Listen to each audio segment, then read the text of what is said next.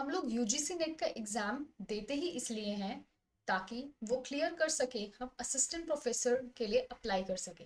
लेकिन बहुत सारे बच्चों को डाउट होता है कि मैम एग्जैक्ट प्रोसीजर क्या है असिस्टेंट प्रोफेसर बनने के लिए, हमें ऐसी क्या चीज़ें करनी पड़ेंगी ताकि हम एक असिस्टेंट प्रोफेसर की वैकेंसी के लिए अप्लाई कर सकें।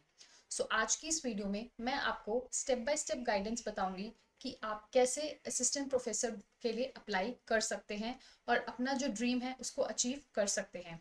सो welcome back to my channel. I hope आप सबकी प्रिपरेशन बहुत अच्छे से चल रही होगी। देखिए, the very first step is graduation. आपने ग्रेजुएशन करनी है। आफ्टर योर ट्वेल्थ आप ग्रेजुएशन करते हैं और आपको वो बहुत अच्छे मार्क्स के साथ करनी है। मैं at the end of the video आपके साथ एक एपीआई स्कोर की बात करूंगी। ठीक है, तो आपको समझ आएगा कि मैं ये चीज क्यों बोल रही हूँ कि स्टार्टिंग फ्रॉम योर ग्रेजुएशन आपके लिए पढ़ाई जरूरी है और आपके लिए अच्छे मार्क्स जरूरी हैं। So the very first step is graduation. उसके बाद आप करते हैं पोस्ट ग्रेजुएशन। पोस्ट ग्रेजुएशन में आप जब मार्क्स लाते हैं आपको ट्राई करना है कि आप 55% अबव ही मार्क्स लाएं अगर आपने नेट के लिए अप्लाई करना है, क्योंकि नेट का बेसिक एलिजिबिलिटी यही है कि आपके पीजी में 55% मार्क्स होने चाहिए। उससे कम वाले तो अप्लाई भी नहीं कर सकते, फॉर्म भी नहीं भर सकते हैं। ठीक। So this is the second step जहाँ पे आप पोस्ट ग्रेजुएशन करते हैं। और अब अपने पोस्ट ग्रेजुएशन के लिए जब पढ़ाई करेंगे तो आप साथ साथ नेट की भी पढ़ाई करेंगे। और जब आप फाइनल ईयर में होंगे तब आप नेट के लिए अप्लाई भी कर सकते हैं। You can apply for NET as well. आप उसमें भी बहुत बच्चे ड्यूरिंग द पीजी वो अपना नेट और जेआरएफ भी क्लियर कर लेते हैं। क्यों? क्योंकि उन्होंने उनका टारगेट सेट होता है और उनकी प्रिपरेशन इतनी ज़्यादा स्ट्रांग होती है। The very third step is now after clearing your post graduation, आपको डिग्री मिल गई है। अब आप यूजीसी नेट सेट के लिए अप्लाई करते हैं। नेट होता है हमारा नेशनल लेवल का एग्जाम और सेट होता है हमारा स्टेट लेवल का एग्जाम। मैं बहुत जल्द इस पे भी एक वीडियो बनाऊंगी, what is the difference between net and set. लेकिन अभी के लिए आपको बस इतना जानना है कि नेट एक नेशनल लेवल पे कंडक्ट होता है और सेट स्टेट लेवल पे कंडक्ट होता है। और जब आप बहुत ज़्यादा अच्छे मार्क्स लाते हैं तो आपका जेआरएफ क्लियर होता है। And when you clear your JRF आपको एक फाइनेंशियल स्टेबिलिटी मिलती है। फाइनेंशियल स्टेबिलिटी मिलती है जब आप अपनी पीएचडी करते हैं। एक बात और ध्यान रखिएगा कि जेआरएफ सिर्फ उन्हीं को मिलता है, वो पैसा सिर्फ उन्हीं को मिलता है जो पीएचडी करते हैं। आप सोचे कि आपका जेआरएफ निकल गया पर आप पीएचडी नहीं कर रहे हैं तो आपको वो स्टाइपेंड नहीं मिलेगा। The very first fourth step is PhD. अब आप पीएचडी में अप्लाई करेंगे। आप किसी स्टेट यूनिवर्सिटी में अप्लाई कर सकते हैं, आप सेंट्रल यूनिवर्सिटी में अप्लाई कर सकते हैं on the basis of NET as well. आपका जेआरएफ है या फिर आपने पीएचडी ओनली क्वालिफाई किया है तो भी आप पीएचडी में अप्लाई कर सकते हैं। बट ऑलवेज ट्राई कि आप नेट या जेआरएफ के बेसिस पे ही पीएचडी में एडमिशन लें। देन नेक्स्ट स्टेप क्या होता है हमारा? Experience and publications. आप टीचिंग कर सकते हैं, आप क्लासेस ले सकते हैं। साथ ही साथ जब आप पीएचडी कर रहे हैं या फिर आप पीएचडी अगर नहीं भी कर रहे हैं सो गो फॉर पब्लिकेशंस। आपको आना चाहिए कि रिसर्च पेपर कैसे लिखते हैं, क्योंकि अल्टीमेटली आप जब असिस्टेंट प्रोफेसर बनेंगे, आपको जब आगे प्रमोशंस चाहिए, want to become associate professor, फिर आपको प्रोफेसर बनना है, तो आपके पास पब्लिकेशंस होनी ही चाहिए अलोंग विद द एक्सपीरियंस। तो इसीलिए हम ज़्यादा प्रेफर करते हैं कि अगर आप पीएचडी करेंगे, मतलब आप नेट सेट करके आप पीएचडी कीजिए, so it gives you a strong foundation. आपके पास एक स्ट्रॉन्ग फाउंडेशन बन जाती है।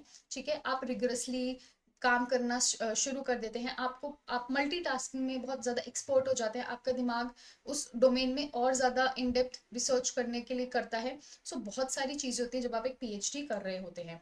सो आपके पास एक्सपीरियंस तो होता ही है, प्लस आपके पास पब्लिकेशंस भी होती ही हैं। Then next step is applying for vacancies. अब हम लोग वैकेंसीज के लिए भी अप्लाई कर सकते हैं, जैसे हमारे पीएससी एग्जाम्स जो होते हैं, जो हमारे असिस्टेंट प्रोफेसर के लिए करवाए जाते हैं स्टेट वाइज। ठीक है, अगर आपने पीएचडी नहीं करनी है तो आप डायरेक्टली इनके फॉर्म्स में फिल कर सकते हैं, बट फिर ये होता है कि आपको इनके रिटन एग्जाम में बहुत अच्छे मार्क्स लाने हैं ताकि आप इंटरव्यू के लिए क्वालिफाई कर सकें। सो हर एक चीज़ का प्रोज होता है, हर एक चीज़ के कॉन्स होते हैं। पॉजिटिव एंड नेगेटिव साइड्स हमेशा हर एक चीज़ की होती ही होती है। कोई भी एक चीज़ बहुत अच्छी नहीं होती और कोई भी एक चीज़ बहुत खराब नहीं होती है। It goes in a balanced approach. So these are the 6 steps जब आप अपने असिस्टेंट प्रोफेसर की journey from the very start to applying for that vacancy आप ये स्टेप्स फॉलो कर सकते हैं। अब मैंने आपसे एक बात की थी एपीआई स्कोर की। ये मैंने आपको जो भी बताया है, आप चाहे ग्रेजुएशन कर रहे हैं, पोस्ट ग्रेजुएशन कर रहे हैं, नेट सेट है, पीएचडी है, इन सब के स्पेसिफिक मार्क्स एलोकेट होते हैं।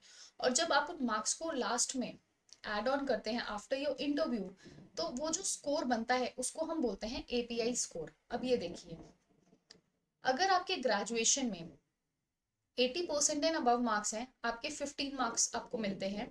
अगर 60 टू 80 है सो यू गेट 13, और अगर 55 से 60 है तो आपको 10 मार्क्स मिलते हैं इन ग्रेजुएशन। पोस्ट ग्रेजुएशन में अगर आपके 80% एंड अबव है you get 28 marks, 60 to 80 25, and 55 to 60 you get 20 marks.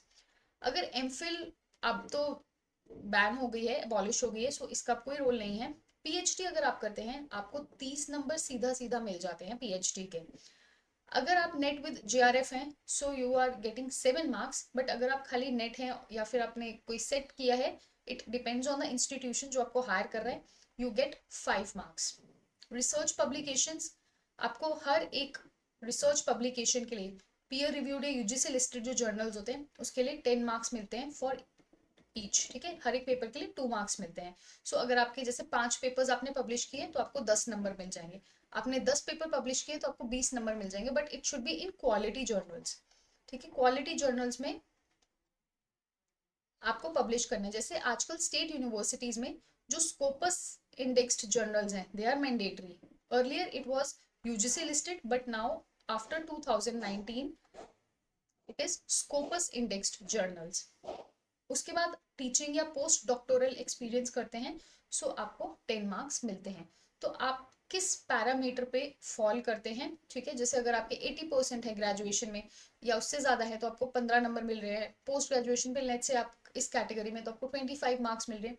तो हर एक चीज़ के हिसाब से आपको मार्क्स एलोकेट किए जाते हैं, and at the very and in सब का टोटल होता है, और उसके बेसिस पे आपके इंटरव्यूज में आपका नाम आता है, फिर इंटरव्यूज के मार्क्स होते हैं। So it is a very long and tiring process, बहुत लंबी जर्नी है। कुछ बच्चे बीच में भी गिव अप कर देते हैं, but if you are aiming to become an assistant professor, ठीक है, आप अगर टीचर बनना चाहते हैं, असिस्टेंट प्रोफेसर बनना चाहते हैं और आप बच्चों को पढ़ाना चाहते हैं, if you are passionate about teaching, so do, I would say, start से ही from the very start from your graduation please अच्छा पढ़िए, ठीक है। अगर अब आपका ग्रेजुएशन पोस्ट ग्रेजुएशन हो गया, so now focus on UGC net, आप जेआरएफ पे फोकस कीजिए। उसके बाद आप पीएचडी पे फोकस कीजिए और अपनी रिसर्च पब्लिकेशंस पे फोकस करके अपना एपीआई स्कोर आप अभी भी इम्प्रूव कर सकते हैं। अभी बहुत देर नहीं हुई है, सो आप जब जब जागेंगे तब सवेरा हो जाएगा। So that was all for today. Thank you so very much for watching. I hope आपको जो वीडियो है वो इन्फॉर्मेटिव लगी होगी। आपको अगर कोई भी डाउट है तो आप कमेंट सेक्शन में पूछ सकते हैं। आज के लिए इतना ही। See you in the next video. Bye bye and take care.